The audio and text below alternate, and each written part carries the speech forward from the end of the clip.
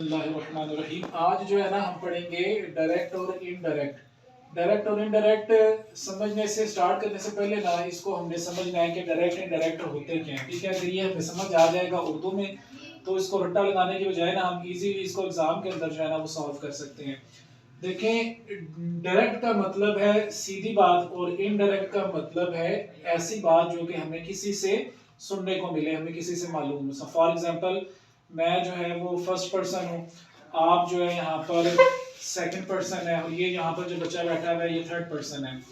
अब मैं जो है ना आपको एक पैगाम देता हूँ और मैं जाके कहता हूँ जी इस शख्स को जाके मेरा पैगाम दो, तो वो जो मेरी बात होगी ना वो क्या हो जाएगी, इनडायरेक्ट हो जाएगी। ठीक होगी बात। मेरा जो पैगाम होगा ना वो मैं आपको दूंगा और आप जाके जो है ना जी वो इसको पैगाम दोगे। फॉर एग्जांपल, ये स्कूल के या कॉलेज के ना जी हेडमास्टर हैं या प्रिंसिपल है या क्लास टीचर हैं, तो मैं स्टूडेंट हूँ, तो मैं आपके पास आता हूँ, आपको आके मैं पैगाम देता हूँ कि भाई प्रिंसिपल साहब को जाके कहिएगा कि आज जो है ना जी वो मैं स्कूल में नहीं आऊंगा। तो ये जो मेरी बात है ना मैं आपके साथ कर रहा हूँ डायरेक्ट, लेकिन आप मेरी बात जो है ना वो इन तक जाके पहुंचा रहे हो, तो ये क्या बन जाएगी, इनडायरेक्ट बात पहुंचेगी। तो इसको हम अंग्रेजी के अंदर कहते हैं जी डायरेक्ट और इनडायरेक्ट नरेशन, यानी कि डायरेक्ट और इनडायरेक्ट कोई बात करना। यहाँ तक बताएं, समझ आ गई इस चीज की। अब 10th के एग्जाम के अंदर ना पेपर में हमें क्वेश्चन आता है चेंज ऑफ नरेशन। नरेशन का मतलब होता है कही हुई बात, तो हम इसको डायरेक्ट से इनडायरेक्ट करते हैं या इनडायरेक्ट से हम इसको डायरेक्ट की तरफ लेकर जाते हैं। अब आपके सामने बोर्ड के ऊपर ना मैंने एक सेंटेंस लिखा है। ये सेंटेंस जो मैंने यहाँ पे लिखा हुआ है ना, ये देखें इसके दो पार्ट्स हैं। यहाँ पर मैंने लिखा है जी ही सेड कॉमा, फिर आगे से कुछ मेरे इन्वर्टेड कॉमा शुरू हो रहे हैं और इसके दरमियान में मैंने एक सेंटेंस लिखा हुआ है। अब देखिए ही सेड का अंग्रेजी में मतलब है उसने कहा, उसने कहा। अब देखिए उसने जो बात कही है ना उसकी कही हुई बात हमारी इन्वर्टेड कॉमास के अंदर आ रही है।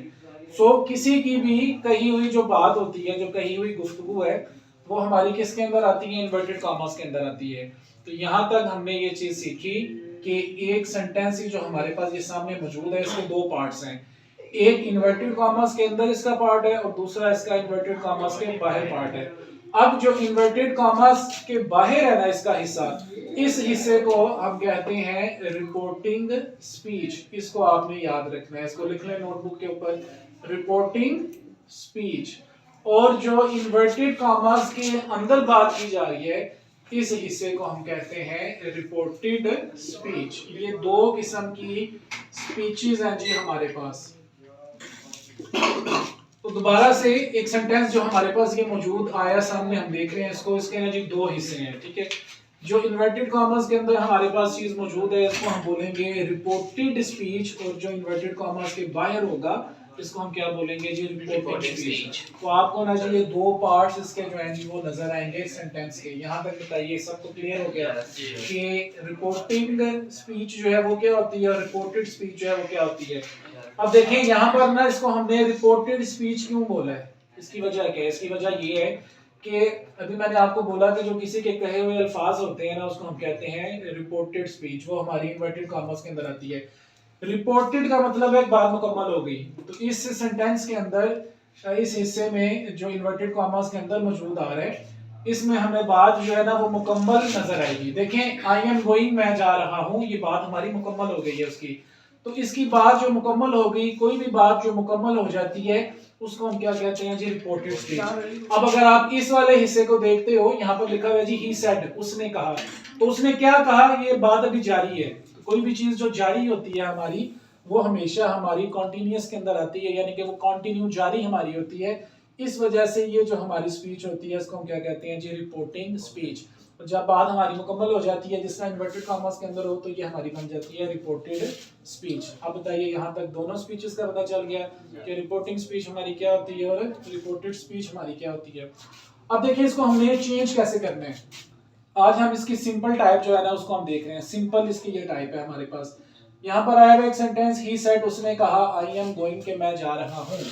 इसमें कुछ चेंजिंग भी हम करेंगे, लेकिन आज कुछ हेल्पिंग वर्ब्स जो है वो हमारे चेंज भी होंगे, उसको हम उर्दू तर्जमे के साथ जो है ना वो सीखेंगे। अब देखिए यहाँ पर आया जी ही सेड। ये ही सेड ये सिंपल सेंटेंस है। ही सेड को एज इट इज मैंने नीचे लिखा, तो ये आ गया जी ही सेड। ये जब इन्वर्टेड कॉमास हमारे यहाँ से रिमूव होंगे, खत्म होंगे, तो इन इन्वर्टेड कॉमास की जगह के ऊपर हम लिखेंगे that. He said that, he said that, उसने कहा। अब देखें आई एम गोइंग, मैं जा रहा हूं। आपने याद रखना है हमेशा इज, एन और आर। इसकी जगह हम लिखते हैं जी वाज या वर। सिंगुलर के साथ, वाहिद के साथ हम वाज लिखते हैं और जो जमा होते हैं उसके साथ हम वर लिखते हैं।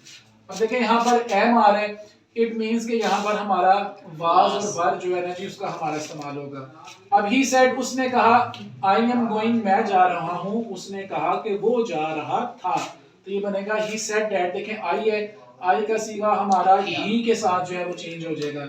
He said that he was going.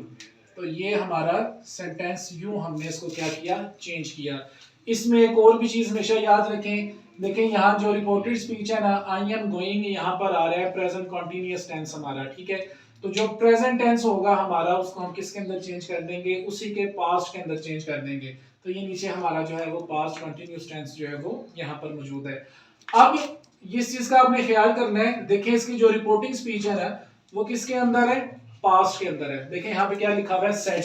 से की, से हमारी फर्स्ट फॉर्म है और सेड हमारी सेकंड फॉर्म है। से हम प्रेजेंट में यूज करेंगे, सेड इसकी सेकंड फॉर्म है, ये हम पास्ट में यूज करेंगे। अब देखिए इसकी रिपोर्टिंग स्पीच के अंदर ना हमें सेकंड फॉर्म मिल रही है, यानी कि यहाँ पर हमें सेड मिल रहा है।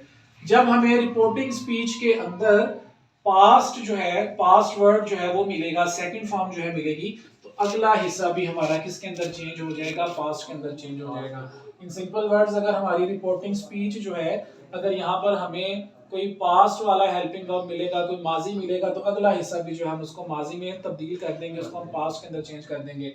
इसकी मिसाल मैंने आपके सामने ये लिखी है, यहाँ पर क्या लिखा हुआ है, सेड। तो से फर्स्ट फॉर्म होती है और सेड जो है ये हमारी सेकंड फॉर्म होती है। तो ये जो हमारा यहाँ पर सेड आ रहा है ये सेकंड फॉर्म है, इट मींस कि यहाँ पर पास्ट का जिक्र हो रहा है। तो अगला हिस्सा जब हम इसका चेंज करेंगे तो ये भी हमारा पास्ट के अंदर चला जाएगा। इसको आप ऐसे भी जो है अंडरस्टैंड करके, रट्टा लगा के इसको आप समझ सकते हो। अब देखिए यहाँ पर सेड था ना, तो यहाँ पर ही सेड आ गया डैट। अब आई एम गोइंग, मैं जा रहा हूँ, तो उसने कहा कि वो जा रहा था, तो यहाँ पर आ जाएगा जी ही वाज गोइंग। देखिए यहाँ पर एम था, ये किसके अंदर चेंज हो गया, हमारा वाज में।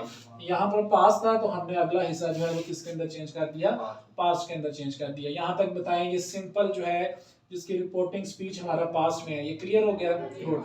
अब जो आपके सामने मैं सेंटेंस यहाँ पर लिखूंगा ना, ये अब मैं लिखूंगा प्रेजेंट के अंदर। जब हमारा यहाँ पर वर्ब जो है प्रेजेंट में आए तो आगे हमने जो है ना उसको वो कैसे चेंज करना है। अच्छा भी अब देखो आपके सामने ना मैंने एक सेंटेंस लिखा है, ये आपको सेम वैसे ही सेंटेंस लग रहा है लेकिन इसके अंदर एक छोटी सी चेंजिंग है। अब ये देखें यहाँ पर जो इसकी ये क्या चीज है जी, हमारी रिपोर्टिंग स्पीच। ये हमारी क्या है जी, इसकी रिपोर्टेड स्पीच। अब आप जो इसकी इन्वर्टेड कॉमास के पहले वाली जो स्पीच है ना इसको हम कहते हैं जी रिपोर्टिंग स्पीच। इसको आप देखिए यहाँ पर देखिए लिखा हुआ है सेज।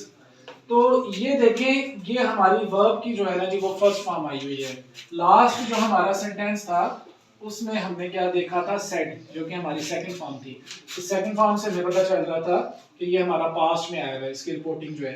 अब देखिए यहाँ पर आ रहा है सेज, ये है जी हमारी फर्स्ट फॉर्म, ठीक हो गया।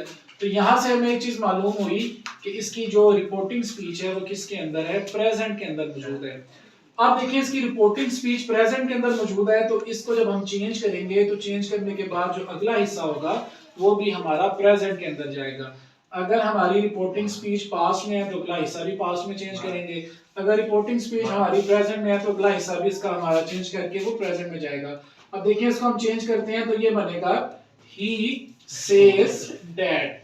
ये इन्वर्टेड कॉमास जो है वो खत्म हुए, इस जगह पे क्या आ गया, डैट। He says that. अब देखिए ये आई है, आई का सीधा उसी तरह किस में चेंज हो जाएगा, हमारा ही में। He says that he. अब देखिए जो हमारा जब पास्ट में रिपोर्टिंग स्पीच थी तो हमारे जो हेल्पिंग वर्ब्स थे इज एम आर वो चेंज हो रहे थे वाज वर के अंदर। अब जब हम प्रेजेंट के अंदर जो है वो चेंज करेंगे तो कोई भी चेंजिंग हमारी नहीं आएगी वाज वर की। क्यों? क्योंकि वाज वर हमारा जो है वो पास्ट के लिए यूज होता था। तो इसमें एज इट इज हमारे वही हेल्पिंग वर्ब्स रहेंगे जो हमारे ऊपर इस्तेमाल हुए हैं। कैसे? He says that he. अब देखिए यहाँ पर ही आ रहा है ना, तो ही के साथ हम यूज करेंगे ही इज गोइंग। उसने कहा कि वो जा रहा है। यानी कि हमारे जो हेल्पिंग वर्ब इस्तेमाल होंगे वो कौन से इस्तेमाल होंगे, प्रेजेंट के इस्तेमाल होंगे, पास्ट के इस्तेमाल नहीं होंगे। एम जो है वो नीचे नहीं लिख सकते क्योंकि ही है और ही हमारा यहाँ पे सिंगुलर है, इसलिए यहाँ पर हम क्या यूज करेंगे, इज यूज करेंगे। तो ये हमारा बन जाएगा he says that he is going, के वो जा रहा है। तो रिपीट करते हुए, अगर रिपोर्टिंग स्पीच प्रेजेंट में है तो अगला हिस्सा भी हमारा प्रेजेंट में सॉल्व होगा। अगर रिपोर्टिंग स्पीच हमारी पास्ट में है तो अगला हिस्सा भी उसका हमारा जो है वो सॉल्व होके पास्ट के अंदर आएगा।